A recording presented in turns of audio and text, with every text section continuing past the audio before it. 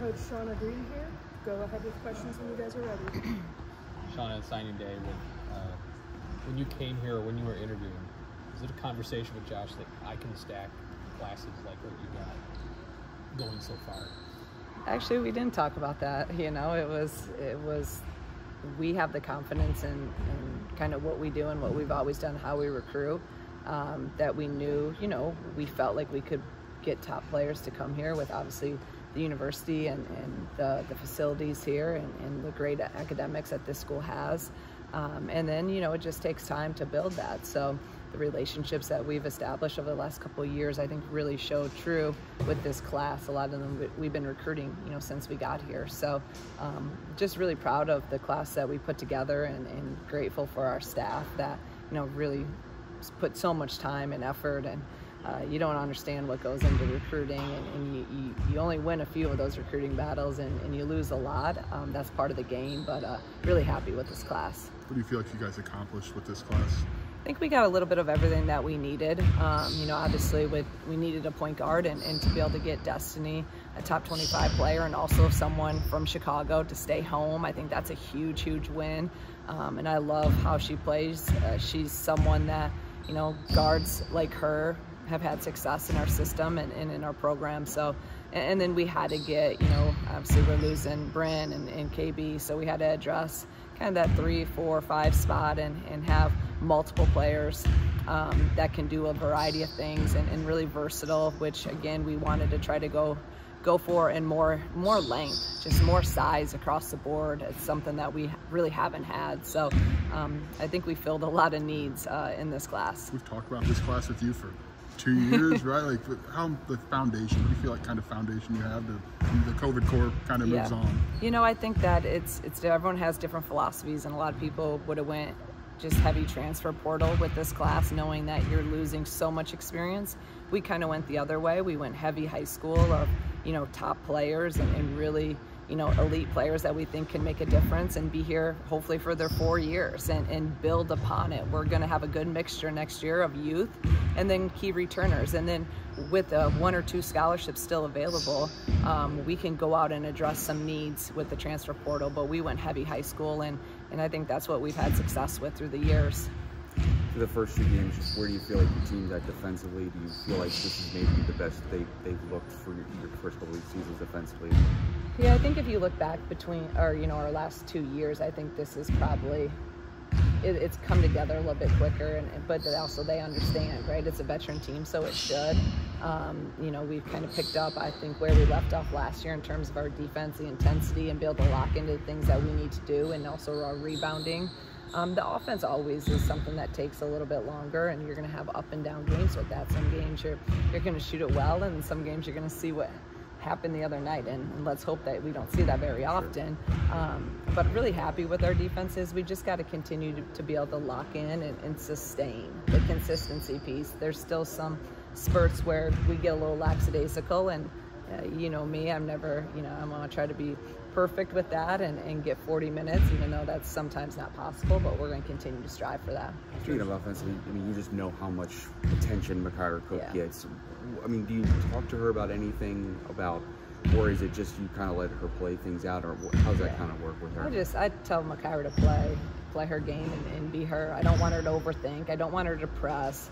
You know, the last really week and a half, you know, I've just kept telling her, be you, do you, play free. I think the more that she's, you know, kind of puts on herself, then the tighter she gets. So I just want her to be her. She's really, really good, and just play with freedom and confidence.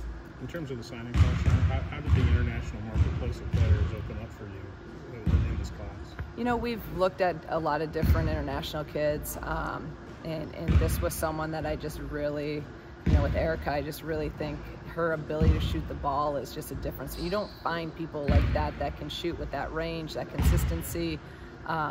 And now it's going to be great because she's coming here early, so that'll be good. We can really see, okay, wishing to get better at how much can she put the ball on the floor, what's her defense like.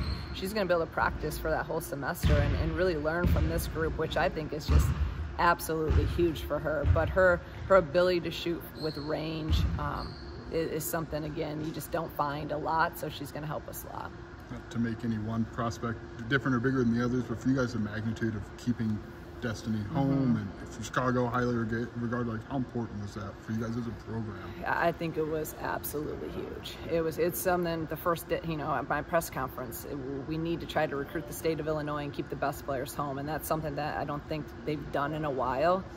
So to be able to get someone like Destiny to stay and believe in our vision and want to come here and be the point guard for the future, I think it's a huge win for us in the recruiting battle, and I could not be more excited. It's also great because she is close, so she's able to come down here a lot. She was at her game the other day, and I think that's going to help her too, just be able to transition a little bit quicker, feeling more comfortable. I'm sure you don't go chasing rankings and stars, but this is a top 10 class, and maybe the highest ranked class here since 2008, I think. Does that mean anything for you and the program? I think it's just about, obviously you need players to win. So the better players you get, the better coaches we all look, and with that comes some rankings, right? We're going to go after top players that we feel fit what we do, and I think we addressed that and did that with this class. So, I think that's something we had to have. Really, if you look at replacing who we're losing, if you're not getting a top class, and I don't know how great we feel about the future. So I think we feel really confident in the the level of players that we got here, the type of people that we got here in this class, and I'm not saying next year is going to be perfect because we're probably going to be one of the younger programs in the country, but I think that it's something that I know that we can grow and continue to improve, and the future is bright. Yeah, and to piggyback off that, because you mentioned you wanted to go this route as opposed to just the portal. Do you feel like, is this your style? Is it your philosophy? Do you feel like long-term dividends pay off this way better? It's worked for us in the past. I'm not saying it's going to work always, because the times have changed too. With, are you going to be able to keep people in your program 4 years if they're not playing what they think they should be playing? Who knows? I can't look. I don't have a crystal ball. I can't look into the future with that. But I know one thing: we've had the track record of bringing in players, developing them. They stay in our culture because we have relationships with them. We improve them as players, as people, and hopefully they want to continue to be a part of our program. And if you look at this next class and even next year, if you can keep that core group together for 4 years, I think we can do some really special things. Just like this group that came, we put together my first year. I think that there was ups and downs, but the more you're together and the more you build, the more, connected and confidence you get in one another and more trust, then you're able to do some special things down the line. So we'll always do a mixture. High school is going to be our number one, and then we'll address needs with the transfer portal. You kind of touched on it earlier, but how big of an emphasis was that size at 3, 4, and 5, and it seems like you have guys or girls who play the 3, the 4, the 4. Like, how important is that versatility? It was really important. And if you look at our league, it's just the top teams. You can, they're just long, and you want to build it. Okay, can you switch more? Can you do some different things defensively? We've always played 2 smaller point guards and here in my previous school, and we've had success with that. But if we can get a little bigger, I'm always good with that. So I really like the versatility in all of our players. Obviously, Destiny's another small guard, but that's fine. Again, we've had success with that, and she's going to be great here. But definitely a key for us this class. Did you show her videos of Makira and say, "This is your blueprint"? I think she saw enough of Makira and Jen, and there are a lot of similarities between her and Makira if you watch them, and then obviously through the recruiting process when she's here, breaking down our style of play and being able to show, okay, this is you, and then this is them. Like, it's almost like seamless if you look at her highlights and then some of Makira's highlights. Are you still able to look at recruiting as puzzle pieces to here's how this person will fit with Gretchen Dolan and Barry Wallace and all those, or do you see it as just accumulation of talent every year? I think there's a mixture of both, but I still believe that recruiting is a puzzle, and each piece has to fit the right way instead of just getting all the same pieces. They don't fit together. So when we put together this class, we always look at who can complement one another, and we know we have these people coming back. Okay, well, this will be great because this person can play this or that, or they can play with this person. So we're definitely always looking at the puzzle pieces and how they fit. I don't believe in, okay, let's go getting 5 people that are all the same. I just don't think that kind of creates that masterpiece that we're trying to build here. We saw Barry out here, obviously very limited. Any update on her status or what you're anticipating, how long she might be out for? Yeah, right now she's going to see the hand specialist tomorrow, and then we'll have a little bit better timeline. But obviously you could see she's in a splint and, you know, has a hand injury right now. So it's going to be a little bit. I just don't know how long. So it's just unfortunate. You know, these are the time where you want to get your freshmen a lot of minutes and a lot of experience. But, you know, she's resilient. You see her out here working out. She's gonna have the best left hand in the country after this little break, and she'll be ready to roll when she gets back, no doubt. So to be clear, it's not like you're ruling her out for the season or anything like that. Yeah, it's not season ending. It's gonna be probably a little bit. Again, we'll know weeks after we see the doctor tomorrow. But you know, a month or so, you know, with that hand. But yeah, hopefully right when she gets back, she'll be ready to go. You like about the idea of possibly a healthy Letty and Manuela 4 and 5? Like, it seems like you guys could really have a lot of size that we've not seen. Yeah, that's a nice thing, right? When you think about, you know, obviously, again, another unfortunate injury. Right. We really thought Letty was going to be that person this year to be able to play a lot of minutes and help us, but that's the way, you know, life works, and it wasn't meant to be. So get her back healthy next year. Obviously have, you know, 6'7", and Manuela is really, really tough and physical, but can also play a variety of positions. She can go inside, outside. So yeah, being able to kind of have them together, I think is really exciting to think about. Again, like you said, the puzzle pieces of, you know, then you could have, you know, Cece on the perimeter at 6'3", super long, with Gretchen, Jazz, some of these other guys. So there's a lot of great things to think about, but they're still going to be freshmen, and they're going to have a lot of learning curves to go through, but exciting. In your mind, how do your Chicago guards next year fit together with Destiny and Jazz? Yeah, I mean, I think they fit great, you know, and I think Jazz, just the more she gets experience this year, you know, the thing about Jazz is that, like, this year we're having her play point guard some, we're having her play 2, 3. I mean, she's very versatile. She can do a lot of things, and that's only going to help her going into next year when, you know, hopefully she's off the ball more and we can really utilize a lot of different, you know, different things in her skill set.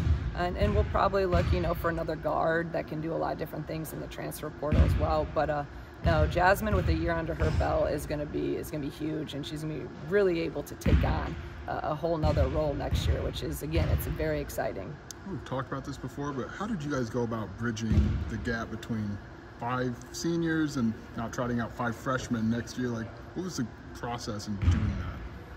With COVID, you just never know with classes anymore. This would never happen like 5 years ago, because it's so, you know, you have 2 or 3, like you would never stack a class with 5 people that you'd have to go out and recruit 5 or 6, right? So it kind of just happened, and at that point you're like, okay, well, I'd rather have all these guys stick together and have them use their COVID year, and we'll figure out the recruiting class. But you know, it was a lot of work to put together this class. I mean, it's just so much work and so much time, and they all kind of have their unique journey of their recruiting process, and some have been since we literally stepped on campus, and you know, some have been a little bit shorter. But when you have to sign 5 and then you sign, you know, they're all top 100 players, it takes a lot, or whatever we have 4. I don't even know how many. That's when it's bad, when I don't even know how many we've signed, because we have so many. So in terms of tomorrow night, Sean, I know because of the way you usually schedule, is there anything schematic that EIU does that you're looking to see? Okay, I want to see how we do against this, because we're going to see it later on in the winter. You know, it's a good point, and I'm really excited because they have a really good post player. They have the OVC Player of the Year, and also the Defensive Player of the Year. I think she was like 2nd or 3rd in the country in double-doubles last year. So I think that's going to be really good, and she's able to put it on the floor, she's able to shoot it, she's able to score inside. So I think that's going to help us as we prepare, especially when we're smaller, against a really good big player. So we're going to do some different things, you know, defensive-wise, that just to get some work on that. And then they have a couple really good guards that are around her. So I think that's going to be really good for us. You notice them do anything